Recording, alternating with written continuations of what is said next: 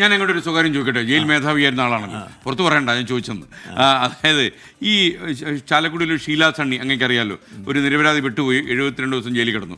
ഈ നിരപരാധികൾ കോടതി ശിക്ഷ ജയിലിൽ വരുന്നത് കൂടിയിട്ടുണ്ടോ? ഒരിക്കലുമില്ല. ആ കേസും ഞാനന്ന് വായിച്ചിട്ടുണ്ട്.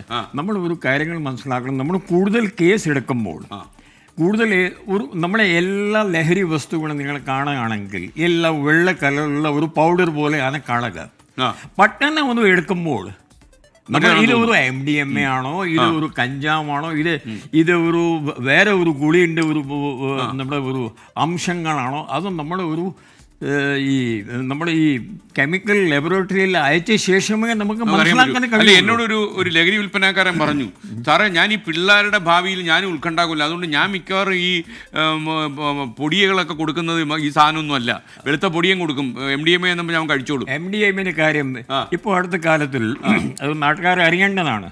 അടുത്ത കാലത്തിൽ വയനാടിൽ നമ്മുടെ പ്രൈവറ്റായിട്ട് ഡി അഡിഷൻ സെൻറ്റർ നടത്തുന്ന അദ്ദേഹം ഒരു ഡോക്ടർ ഷാജി ഉണ്ട്, അദ്ദേഹവുമായി ഞാൻ സംസാരിക്കുകയായിരുന്നു. ഞാൻ പറഞ്ഞു എന്തൊക്കെയാണ് ഇവിടെ ഗുളികളൊക്കെ എങ്ങനെയൊക്കെയാണ്. ഡി അഡിഷൻ സെൻറ്റർ ഉദ്ഘാടനം ചെയ്തത് ഞാനാണ് 2 വർഷമായി. സാർ അവിടെ ഇപ്പോൾ ആ ഭാഗത്തിൽ നടക്കുന്നത് MDMA എന്ന് പറയുന്നത് അത് പേരേ ഉള്ളൂ, അസലായ MDMA അവിടെ ഇല്ല.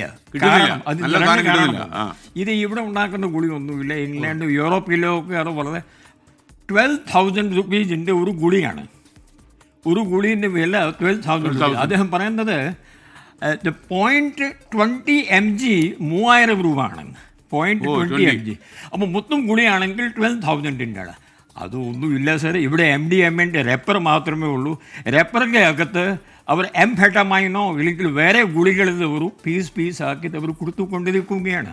പക്ഷേ അവിടെ പ്രശ്നം വരുമെന്ന് വെച്ചാൽ അതിന് ഒരു കിക്ക് കിട്ടാൻ വേണ്ടി സാധാരണ ഗുളി ഉണ്ടെങ്കിൽ കിക്ക് ഉണ്ടാവില്ലല്ലോ, അതിൽ റെഡ് പോയിന്റിന് കൂടെ ചേർക്കുന്നു. ആ ഒരു ചേർക്കുന്നുണ്ട് സംശയമൊന്നും. അദ്ദേഹം പറഞ്ഞ കാര്യമാണ്. അതിലേക്ക് ഒന്നിൻ്റെ അനുഭവം ഞാൻ അങ്ങോട്ട് ചോദിക്കാം. പക്ഷേ ഇന്നലെ അങ്ങ് അയച്ച മെസ്സേജിൽ എന്നെ ഏറ്റവും ആകർഷിച്ച ഒരു കാര്യവും ഞാൻ സ്ലൈറ്റ്ലി ഷോക്ക്ഡായി പോയത് ഒരു സംഭവം എന്താണെന്നറിയാമോ? അങ്ങ് പറഞ്ഞു ഈ ലഹരി വ്യാപനം തടയാൻ നിങ്ങൾക്ക് ആഗ്രഹമുണ്ടെങ്കിൽ നിങ്ങൾ കുട്ടികളോടും അധ്യാപകരോടും അല്ല ഇപ്പോൾ സംസാരിക്കുന്നത്, മാതാപിതാക്കളോടാണ്, പേരൻസിനോടാണെന്ന് പറഞ്ഞു. എന്തുകൊണ്ടാണ് അങ്ങനെ പറയുന്നത്? ഇത് കേരളത്തിൽ ഏറ്റവും അറിയപ്പെടുന്ന ഒരു TV ആണ്. അതിനകത്ത് എനിക്ക് ഇന്ന് പറയാനുള്ളത് 3 കാര്യങ്ങൾ മാത്രമാണ്. ഒന്നാമത്തെ, കുട്ടിയുമായി സംസാരിക്കുക. അതിനകത്ത് അമ്മയും ടീച്ചറും സംസാരിക്കുക. 3 കാര്യങ്ങൾ ഇന്ന് മുതൽ ഇത് കേൾക്കുന്നവർ ചെയ്യാൻ തയ്യാറാണെങ്കിൽ 3 കാര്യം മാത്രം ചെയ്താൽ മതി. കുട്ടികളുമായി സംസാരിക്കുക. അതായത് വൈകുന്നേരം ആഹാരം കഴിക്കുമ്പോൾ let the Kerala start it. അഭിപ്രായത്തിൽ കുട്ടികൾ സ്കൂളിൽ നിന്ന് വന്നു കഴിഞ്ഞാൽ സംസാരിക്കാത്ത ഒരു സാധനം ഇതാണ്. അപ്പോൾ ഈ സാധനം സ്വിച്ച് ഓഫ് ചെയ്ത് വെച്ചും സംസാരിക്കണം. ഒന്നുമില്ലെങ്കിൽ അതെല്ലാം പോട്ടെ, വൈകുന്നേരത്തെ ആഹാരം വീട്ടിൽ 4 ആളുണ്ടെങ്കിൽ അമ്മ, അച്ഛൻ, 2 കുട്ടികൾ ഇത് ഓഫ് ചെയ്തിട്ട് വെറുതെ ഒരു ആഹാരം കഴിക്കുക. ആ 24 മണിക്കൂറിൽ എന്തൊക്കെയാണ് സംഭവിച്ചത് ഒന്ന് സംസാരിക്കുക. ഒന്ന്. രണ്ടാമത്തെ കാര്യം, അമ്മ ഇല്ലെങ്കിൽ ടീച്ചർ ഇതിൻ്റെ ലക്ഷണങ്ങളുണ്ട്, അതൊന്ന് കണ്ടുപിടിക്കാൻ ശ്രമിക്കുക. അത് കുറേ ഉണ്ട്. അമ്മാൻ്റെ അടുത്ത് നേരിട്ട് കാണില്ല, രാത്രിയിൽ ഉറങ്ങുന്നില്ല, എപ്പോഴും കൂടുതൽ പൈസ ചോദിച്ചിരിക്കും, ഗ്രേഡ് പട്ടണ താഴത്തിലേക്ക് പോകും. പിന്നെ ഒരു അമ്മാൻ്റെ അടുത്ത് ഒരു കെട്ടിപ്പിടിക്കില്ല, കാരണം പുള്ളി എന്തോ അവിടെ കഴിച്ചിട്ടാണ് വരിക്കുന്നത്, ചിലപ്പോൾ കഴിച്ചിട്ടാണ് വരിക.